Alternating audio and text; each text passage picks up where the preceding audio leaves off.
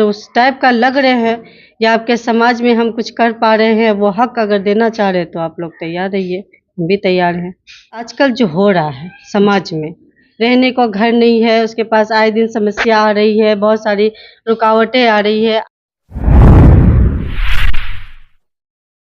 नमस्कार, मैं हूं आपका दोस्त खुर्शीद आलम और आप देखना शुरू कर चुके हैं आपका अपना और प्यारा चैनल सेकुलर जनता। दोस्तों, इस वक्त कटिहार लोकसभा क्षेत्र में हैं और हमारे साथ यहां के एक महिला प्रत्याशी बिंदु कुमारी जी हैं। हम जानना चाहेंगे कि बिंदु कुमारी जी कौन है। चलिए इनसे ही पूछते हैं, बिंदु कुमारी कौन है और किस मकसद के साथ लोकसभा चुनाव लड़ रहे हैं।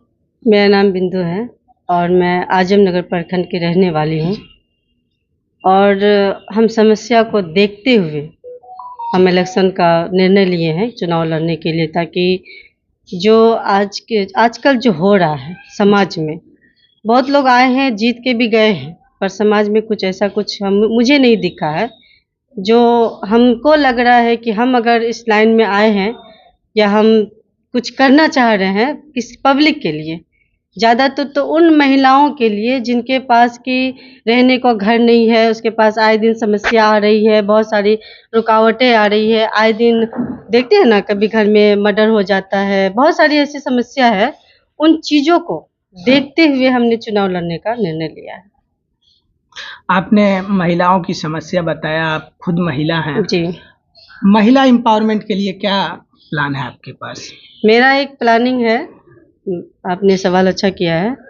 प्लानिंग यही है कि सबसे पहले तो हम महिलाओं के लिए कुछ करेंगे कि जैसे कि आशा कार्यकर्ता है, रसोइया कार्यकर्ता है, पूरे दिन परेशान रहती है, बहुत सारे काम करती है, पर उसको अच्छी सैलरी नहीं मिल रही है, जिससे वो अपना भरण पोषण नहीं कर पा रही है। तो महिलाओं के लिए हम पूरी जोर तार से हम तैयार रहेंगे एनी टाइम। आपका शिक्षा दीक्षा कहाँ से हुआ, कितने पढ़े लिखे हैं और आपका राजनीतिक जीवन कब से शुरू हुआ? मेरा शिक्षा, हम मैट्रिक पास करके इंटर में एडमिशन कराए तो हमारी शादी हो गई जी। और हम मनिहारी से किए हैं। मनिहारी मेरी मायके है, ससुराल मेरा आजमनगर ब्लॉक है। और राजनीतिक जीवन कहाँ से? राजनीतिक जीवन में देखिए, मेरी मम्मी 47 साल से आरजेटी में रही है जी। तो मम्मी मेरी एक बार जिला परिषद में भी इलेक्शन लड़ी, तो मतलब ये तो शुरू से ही बचपना ही चल रही है, मतलब शुरू जब से होश हुआ हमको तब से राजनीति। चुनाव जीती थी?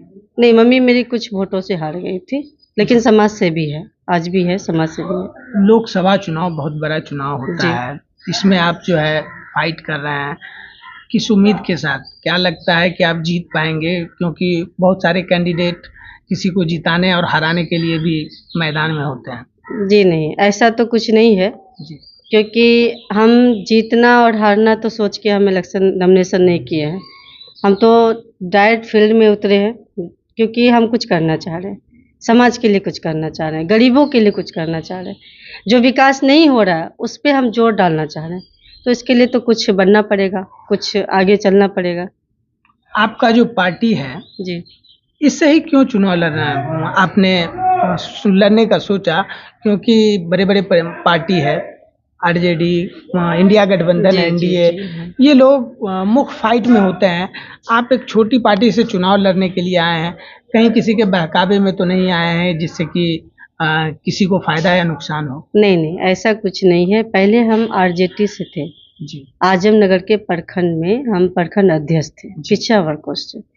तो हमने देखा कि करीम साहब हमारे यहाँ के सीमांचल के जानी मानी है जी। उनको आरजेटी से, अशफाक करीम साहब, उनको आज जब आरजेटी टिकट नहीं मिला तो हमें लगा कि नहीं, जब इतने बड़े हस्ती को नहीं मिल सकता है तो हम लोग को, आम जनता को तो नहीं मिलेगा। वो तो सीट चला गया कांग्रेस के, चला गया, ठीक है, पर हाँ ठीक है, गठबंधन हो गया इसीलिए, पर इसको मिलना था, नहीं मिला, हम इसमें कुछ बोल भी नहीं पा रहे हैं।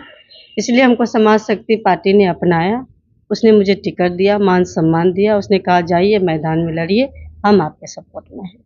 समाज शक्ति पार्टी का कोई जनाधार नहीं है इस क्षेत्र में, कैसे इस चुनाव में आप पार पाएंगे? देखते हैं, कोशिश तो पूरा जारी है, कोशिश कर भी रहे हैं। आप कोशिश कर रहे हैं। दूसरा हमारा सवाल है कि अगर आप चुनाव जीत गए आपको यहाँ की जनता अपने वोटों से नवाजती है और आप चुनाव जीतते हैं, जी। तो सबसे प्रायोरिटी पे आप 5 काम कौन सा क्षेत्र में करना चाहेंगे? 5 काम सबसे पहले तो हम गरीबी को ख़त्म करना चाहेंगे। जी। बेरोज़गार जो है उसको लाना चाहेंगे, दूसरा है।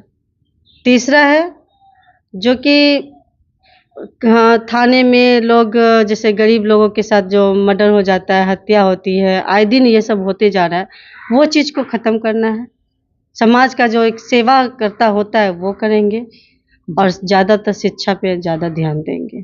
क्या आप पैगाम देना चाहेंगे हमारे माध्यम से जनता को, आपके क्षेत्र की जनता को? साथ ही साथ आपका चुनाव चिन्ह क्या रहेगा? देखिए, चुनाव लड़ने के लिए तो हम तैयार हैं, लड़ ही रहे हैं, मैदान में खड़े हैं। मेरा चुनाव चिन्ह भी अलमारी छाप है और क्रमांक? हाँ, क्रमांक मेरा 7 है, 7 नंबर में अलमारी छाप है।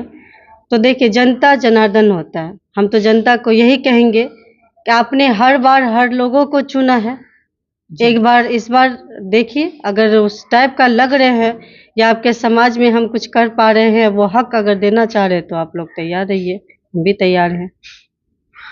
बहुत-बहुत शुक्रिया, आपने अपना कीमती समय हमें दिया। तो ये थी हमारे साथ बिंदु कुमारी जी, जो लोकसभा प्रत्याशी है कटिहार लोकसभा क्षेत्र से। अपनी बात बेबाकी से रखा, महिला एम्पावरमेंट इनका मुद्दा है, जो क्षेत्र में आए दिन जो है घटनाएँ होती रहती है, इन पे काम करना चाहती है। इनका कहना है कि किसी के बहकावे में मैं नहीं आई हूँ, अपनी बात जनता के सामने रख रहा हूँ और जीत का उम्मीद करते हैं। आपको ये पूरी बातचीत हमारी कैसा लगा कमेंट बॉक्स में ज़रूर लिखिएगा। और हाँ दोस्तों, अगर आपने अभी तक अपना चैनल सेकुलर जनता को सब्सक्राइब नहीं किया है तो आपसे गुजारिश है सब्सक्राइब कर घंटी के बटन को ज़रूर दबा दीजिएगा और वीडियो पसंद आया हो तो एक लाइक इस भाई को देना मत भूलिएगा। मिलते हैं फिर किसी दूसरे वीडियो में किसी दूसरी शख्सियत के इंटरव्यू के साथ, तब तक के लिए दीजिए हमें इजाज़त।